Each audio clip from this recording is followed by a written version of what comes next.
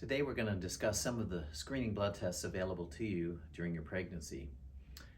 Again, this is just general information that may or may not apply to you in particular, but gives you an idea so that you know what questions to ask, and they should be addressed by your provider. Some of the testing might include some birth defect screening testing, like screening for genetic defects like Down syndrome or other chromosomal birth defects. Those are certainly more important as you get older, especially if you're over 35, but they're available to all women. And now some of them are quite accurate, as high as 99+% accurate.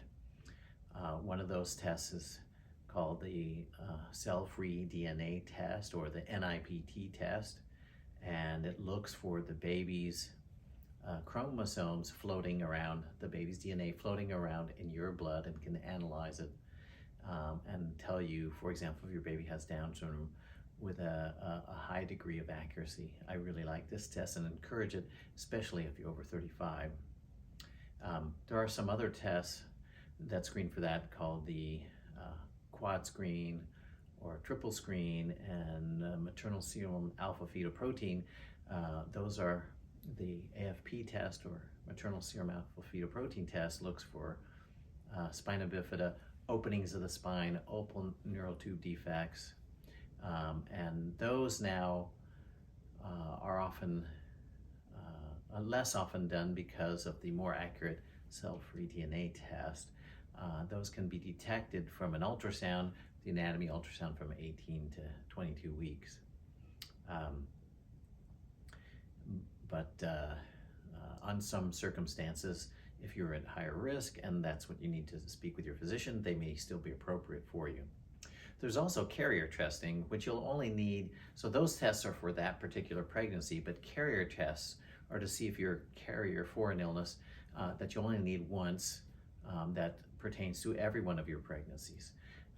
And there are many available, but the main carrier testing that we recommend is for cystic fibrosis, for some hemoglobinopathies, which are problems with your red blood cells.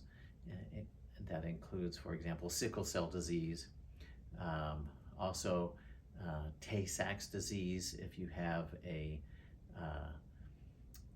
Central or Eastern European Jewish background, also French, Canadian, or Cajun.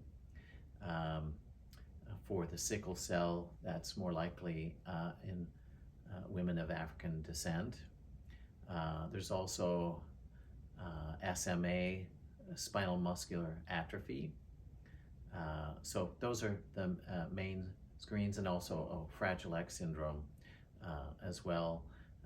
You might be more likely to be encouraged to get that test if you have a family history of children with mental retardation. So these are some of the tests that are available to you. Let's focus in for a moment on cystic fibrosis. As an example, if you are perfectly healthy and have no problems and no family history, and you're Caucasian, your chance of being a carrier is approximately 1 in 25. That any race or any ethnic background can have it, but that's just a number to give you for reference.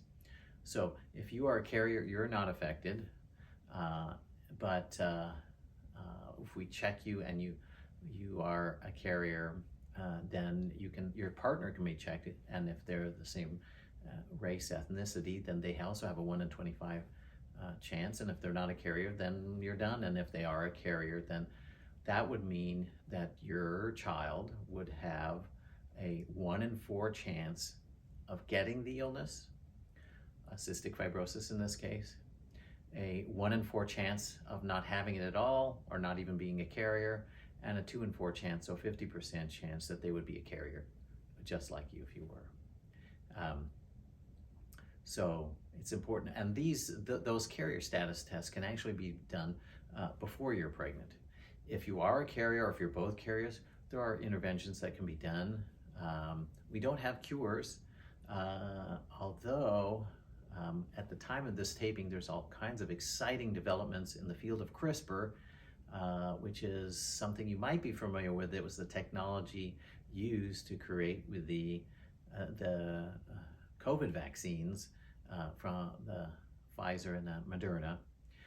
And I'm hopeful, and there is some suggestion that perhaps this illness, cystic fibrosis, could be eliminated or cured within the next 5 to 10 years. So these are some of the screening tests available to you. Please look at the reference to gather information and be sure to discuss the details that pertain to you based upon your age, your ethnicity, your background, your family history, and your the father of the baby's family history as well. I hope that you found this helpful. Thank you.